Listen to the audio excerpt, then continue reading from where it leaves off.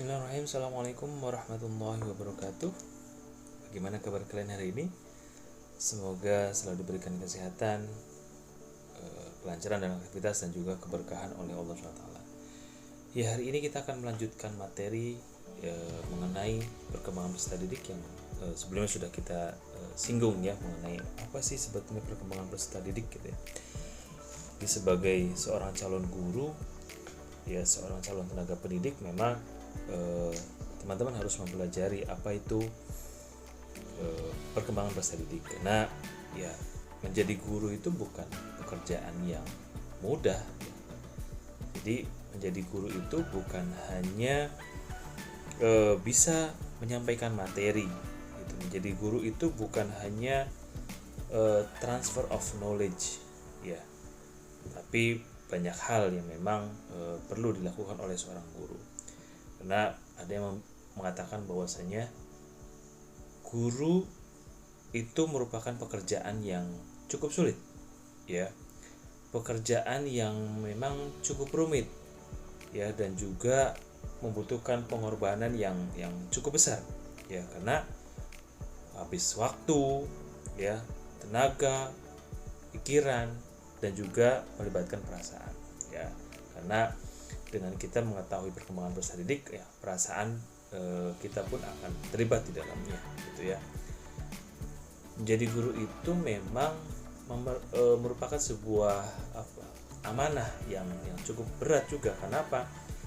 Mendidik, ya, mengembangkan pola pikir dari anak orang lain, gitu ya, gitu. Jadi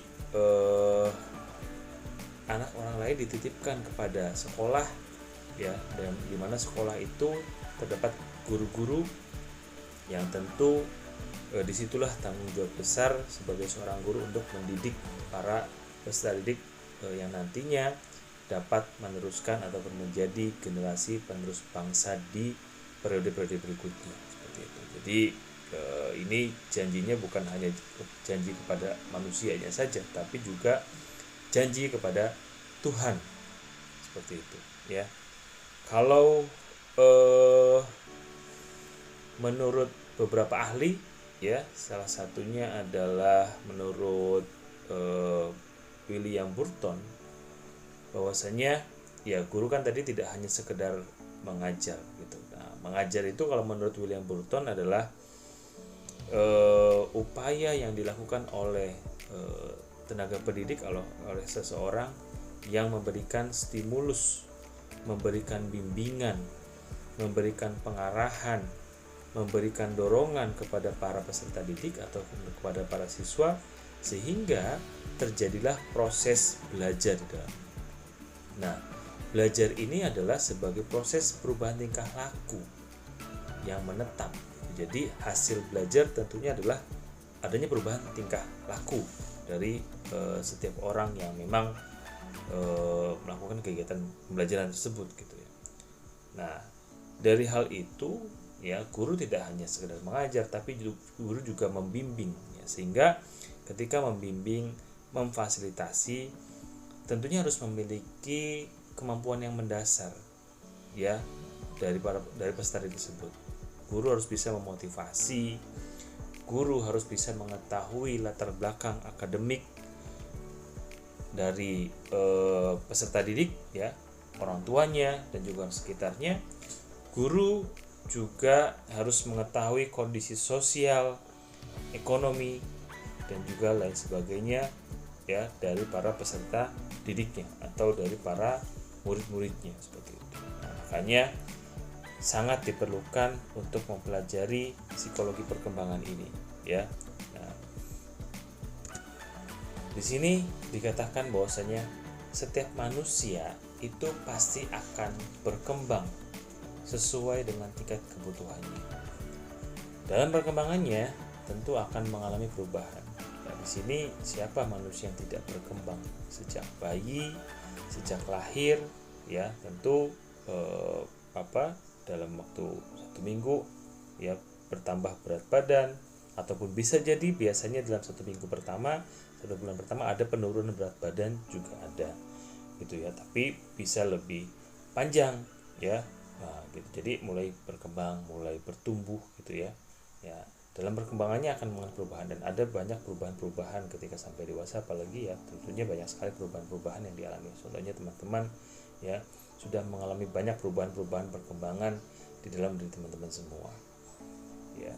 Perkembangan manusia terjadi karena proses kematangan dan pengalaman yang terjadi pada serangkaian perubahan yang progresif, sistematis, dan berkesinambungan. Ya, tentunya perubahan yang terjadi itu ya ada yang cepat, ada yang lambat, ya. Tapi tentunya ada progresif, sistematis, ya, tidak ya mencela-mencela gitu ya, tapi secara sistematis, ya, tersistem, ya, sudah ada aturan ya oleh Tuhan seperti itu. Dan berkesinambungan, ya, terus menerus, ya, sampai meninggal itu pasti akan ada perkembangan ya dari setiap individu ataupun setiap manusia ya. Nah, pada dasarnya manusia itu akan mengalami 4 perubahan ya. Yang pertama adalah dari sisi perubahan fisik ya. Sejak bayi lalu menuju ke balita ke anak-anak ya, masuk SD, masuk SMP sampai SMA dan seterusnya, tentu akan ada perubahan fisik yang sangat terlihat gitu ya, dari ukuran ya, tinggi badannya gitu ya, itu juga akan sangat terlihat gitu ya. Nah, itu adalah dikatakan sebagai sebuah pertumbuhan ya. Lalu juga dari perubahan yang dialami manusia itu ada yang namanya perubahan kesiapan dalam melakukan fungsi ataupun kematangan ya. Ketika bayi usia sampai 2 bulan ya, itu ya hanya bisa terlentang saja gitu kan. Tapi setelah 3 bulan, 4 bulan, 5 bulan bayi sudah bisa tengkurap ya, dan fungsi dari tangannya itu sudah lebih matang. Sampai kepada dewasa, fungsi seksualnya juga tentunya pasti akan bisa berfungsi dengan baik seperti itu ya. Nah, itu adalah dikatakan sebagai sebuah kematangan ya gitu. Ada pertumbuhan, ada kematangan gitu ya. Lalu setiap manusia itu akan mengalami perubahan dalam mengembangkan dalam melakukan fungsi ya. Kalau ini kan awalnya yang kedua tadi perubahan kesiapan dalam melakukan fungsi, sekarang perubahan mengembangkan dalam melakukan fungsi, dan itu dikatakan sebagai sebuah belajar ya. Tadi ada perubahan dari individu dan itu sifatnya menetap ya. Jadi akal pikiran kita digunakan ya. Nah, makanya akan ada perkembangan dalam melakukan fungsinya gitu ya. Yang keempat adalah perubahan psikologis menjalankan tugas kehidupan. Nah, itu dikatakan sebuah perkembangan gitu ya. Jadi ada perubahan fisik ya, kita akan terlihat tinggi badan kita itu pasti akan bertambah. Lalu dilihat dari perubahan kesiapan melakukan fungsi dikatakan sebagai kematangan. Perubahan mengembangkan melakukan fungsi itu dikatakan sebagai sebuah belajar. Dan yang terakhir adalah perubahan psikologis ya, dalam menjalankan tugas kehidupan ya, baru itu dikatakan sebagai perkembangan gitu ya. Nah, lalu apa yang dikatakan sebagai sebuah perkembangan ya, apa kira-kira ya? Jadi ada beberapa ahli yang mengatakan bahwasanya menurut Reni Akbar gitu ya, ini bahwasanya dikatakan perkembangan itu merupakan keseluruhan proses perubahan dari potensi-potensi yang dimiliki oleh setiap individu ya. Jadi adanya sebuah proses perubahan ya, karena setiap individu, setiap manusia itu tentunya punya potensi, dan ya dari setiap perubahannya itu ada potensi-potensi yang muncul ya, sehingga individu itu pada akhirnya tampil dalam kualitasnya, ya, kemampuannya, sifat, dan juga ciri-ciri yang memang baru dibandingkan sebelumnya gitu ya. Jadi ada proses yang sustainable, ya, berkelanjutan, ya, dari perubahan potensi-potensi yang dimiliki oleh individu, ya, itu menurut Reni Akbar gitu ya. Ada lagi menurut beberapa ahli, ya, jadi perkembangan itu dikatakan sebagai perubahan tingkah laku yang tersusun dan teratur, ya, sistematis tadi. Perkembangan merupakan perubahan yang progresif, ya, dan juga kontinu dari dalam diri individu dari lahir sampai mati. Perkembangan adalah perubahan-perubahan yang bersifat kualitatif, ya, pada aspek kematangan, fungsi, dan organ individu. Jadi ya bukan hanya soal kuantitatif, tapi memang kalau perkembangan ini dikatakan sebagai sifatnya adalah kualitatif, ya. Jadi dijelaskan dalam bentuk deskripsi, bukan juga dalam hitungan gitu ya perkembangan. Kalau pertumbuhan itu sifatnya adalah kuantitatif seperti itu. Lalu perkembangan menurut Elizabeth Harlock adalah serangkaian perubahan progresif yang terjadi sebagai akibat dari proses kematangan dan juga pengalaman. Nah, ini menurut Reni Akbar tadi sudah saya sampaikan, ya, bahwasanya perkembangan itu menunjuk pada keseluruhan proses perubahan. Jadi secara keseluruhan perubahan dari mulai lahir sampai manusia itu meninggal, ya.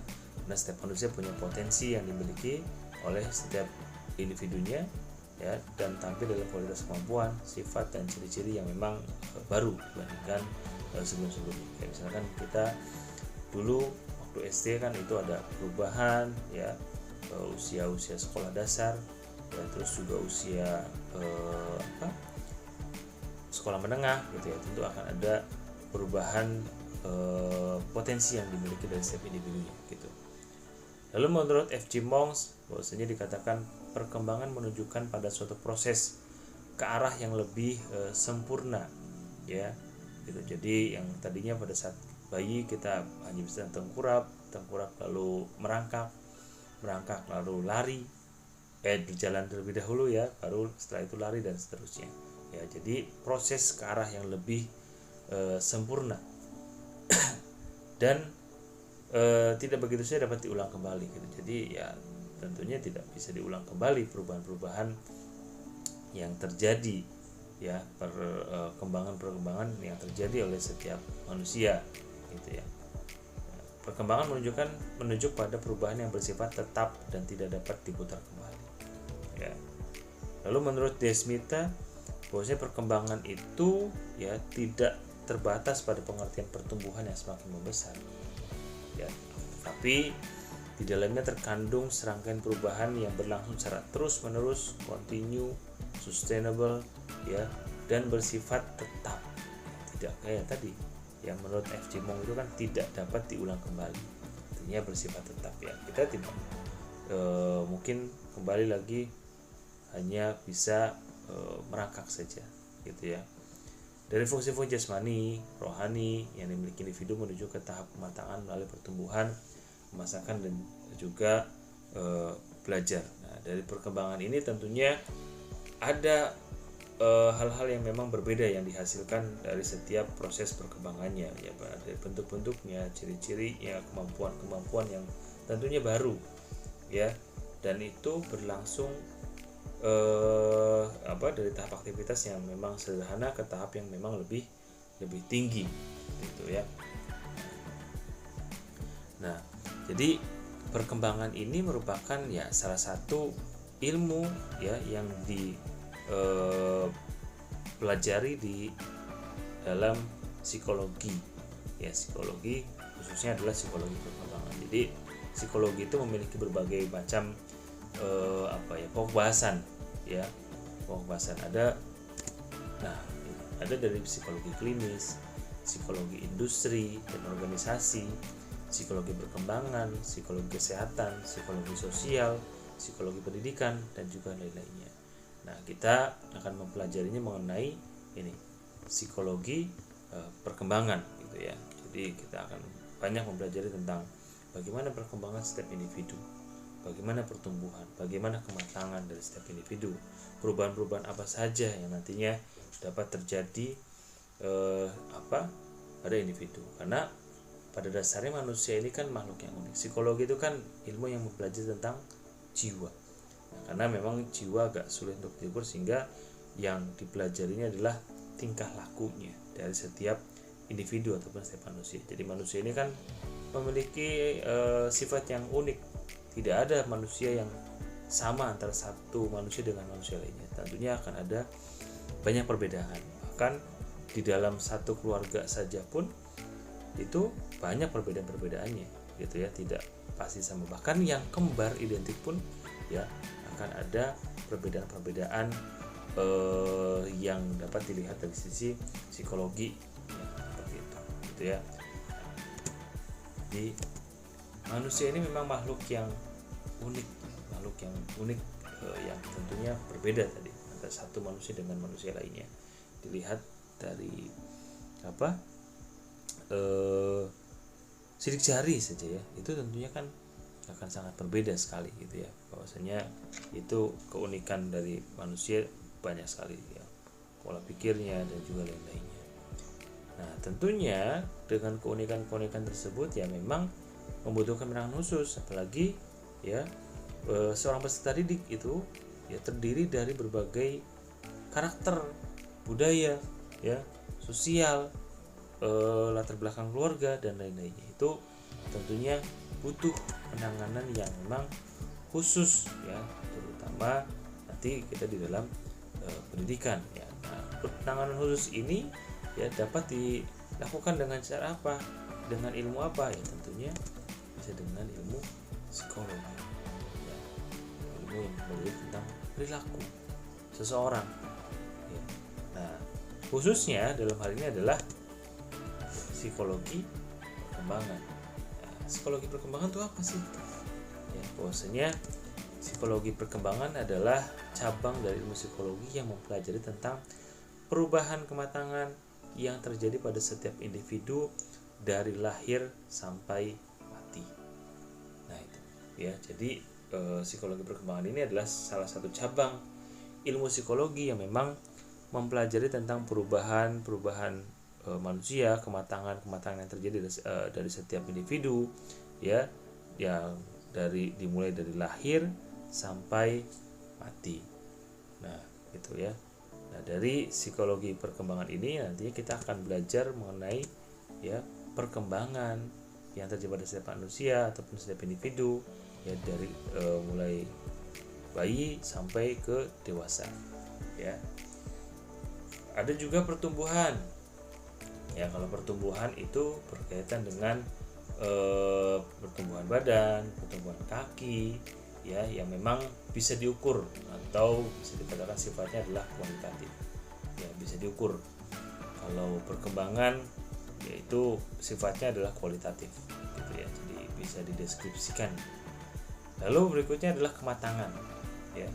Kematangan berkaitan dengan pertumbuhan dari jasmani dan rohani yang memang pada akhirnya dapat berfungsi sesuai dengan fungsinya masing-masing gitu ya. Nah, apa saja sih yang mempengaruhi perkembangan itu? Ya, banyak.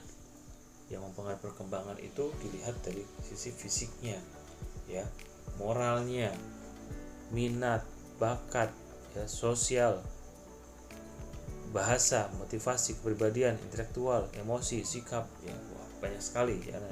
Memang mempengaruhi perkembangan dari setiap individu, ya, gitu. Nah, apa saja prinsip-prinsipnya? Prinsip perkembangan dan pertumbuhan itu bisa dilihat dari fase-fase perkembangan, karakteristik perkembangan, tipe-tipe perubahan, ya, tugas perkembangan itu apa saja, pola pertumbuhan fisiknya itu apa saja, gitu ya. Nah, makanya sebagai seorang calon guru ataupun calon tenaga pendidik, yang Anda memang wajib untuk mempelajari mata kuliah perkembangan peserta didik ya. Jadi supaya kita tahu bagaimana karakteristik masing-masing dari peserta didik, bagaimana pertumbuhan, apakah ada hambatan dari pertumbuhan peserta didik kita, fase-fase perkembangannya bagaimana penanganan anak-anak yang memang berada di fase-fase tertentu gitu ya, dan yang tentunya membutuhkan bantuan dari seorang guru ataupun tenaga pendidik. Nah, makanya tujuan dari mempelajari mata kuliah perkembangan peserta didik ini adalah supaya guru ya, Anda sebagai calon guru itu dapat mengetahui ekspektasi nyata tentang peserta didik ya. Apa saja sih harapan-harapan yang diinginkan oleh peserta didik sesuai dengan karakter masing-masing, sesuai dengan usianya, dan juga sesuai dengan kondisi sosial budayanya gitu ya. Guru mengetahui perubahan fisik, mental, sosio-emosional dari peserta didik ya. Karena selain di rumah, guru ini kan merupakan orang terdekat dari peserta didik ya, selain orang tuanya gitu ya. Ya meskipun di sekolah itu tidak terlalu lama ya, apalagi dengan kondisi yang seperti ini gitu ya. Ya kondisi seperti ini memang membuat kita tidak bisa berlama-lama di sekolah gitu ya. Jadi kita harus mengetahui perubahan fisik, mental, sosial, emosional dari peserta didiknya. Yang ketiga adalah merespon perilaku peserta didik dengan cepat gitu ya. Jadi kalau misalkan ada peserta didik yang bermasalah ya, bagaimana seorang guru ya dapat merespon dengan cepat perilaku dari peserta didik ya. Tidak bergerak ataupun tidak melakukan tindakan represif, tapi ya melakukan tindakan yang sifatnya adalah preventif gitu, mencegah supaya tidak terlalu jauh dalam hal-hal yang memang bisa dikatakan sifatnya negatif gitu ya dari seorang peserta didik. Merespon perilaku peserta didik dengan cepat, memudahkan guru dalam memodifikasi kegiatan pembelajaran, karena kita ya seorang guru apalagi saat ini dituntut untuk lebih kreatif ya, dengan kurikulum terbaru yang saat ini dikembangkan, yaitu guru bisa lebih memilih ya, selain dari kurikulum 2013 yang bisa diterapkan, tapi guru juga dipersilakan untuk mengembangkan ya kurikulum sesuai dengan kondisi para peserta didiknya ya, memudahkan guru dalam memodifikasi kegiatan pembelajaran, membantu mengenai penyimpangan pada peserta didik ya, karena pasti dalam perkembangannya ada penyimpangan tertentu, ada hal-hal yang memang tidak bisa dicapai oleh peserta didik, dan itu tentu akan bermasalah bagi kehidupannya.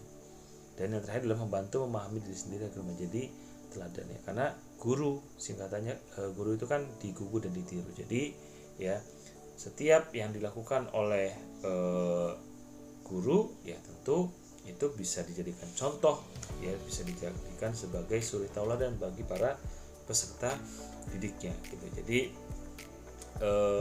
di dalamnya ada secara keseluruhan gitu ya, dalam segala perkembangan ini adalah ya kita akan mempelajari tentang perkembangan dari para peserta didiknya. Tadi sudah disampaikan apa saja konsep-konsep dari perkembangan.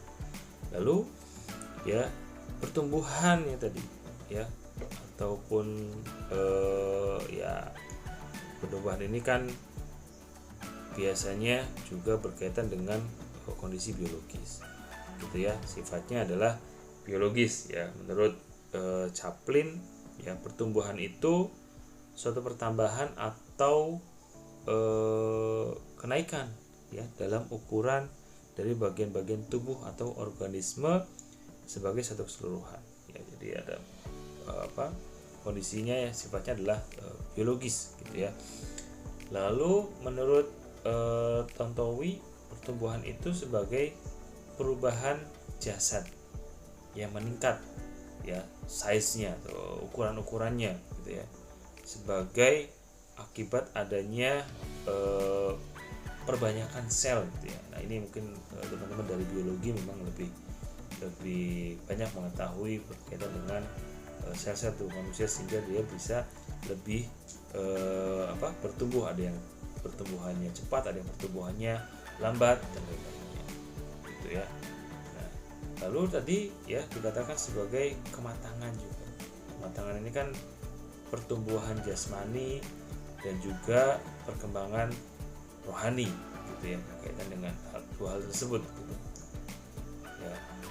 Dan tentunya perkembangan jasmani itu dipengaruhi dengan laju pertumbuhan dari jasmani seseorang, dan begitu pun juga sebaliknya. Jadi saling mempengaruhi antara jasmani dan juga rohani. Ini mah paket komplit lah ya, antara jasmani dan juga rohani, sehingga dari tahapan-tahapan yang memang dilalui ya dari jasmani dan rohani itu ya akan menghasilkan suatu kematangan gitu ya, secara jasmani dan juga mentalnya, seperti itu ya. Kalau dilihat dari bahasa Inggrisnya, kematangan itu kan maturation gitu ya, yang artinya ya matang, seperti pertumbuhan-pertumbuhan gitu ya, seperti itu. Nah, kematangan itu berkaitan dengan proses mencapai usia yang lebih matang gitu ya, proses perkembangan yang memang bisa juga dikatakan sebagai berasal dari keturunan ya, gitu, keturunan dari keluarga ya, ya. Nah, itu kaitannya dengan kematangan. Makanya dari ketiga hal ini ya menjadi penting bagi peserta, bagi calon guru ya, kalian sebagai calon tenaga pendidik itu untuk mempelajari ya perkembangan peserta didik gitu ya.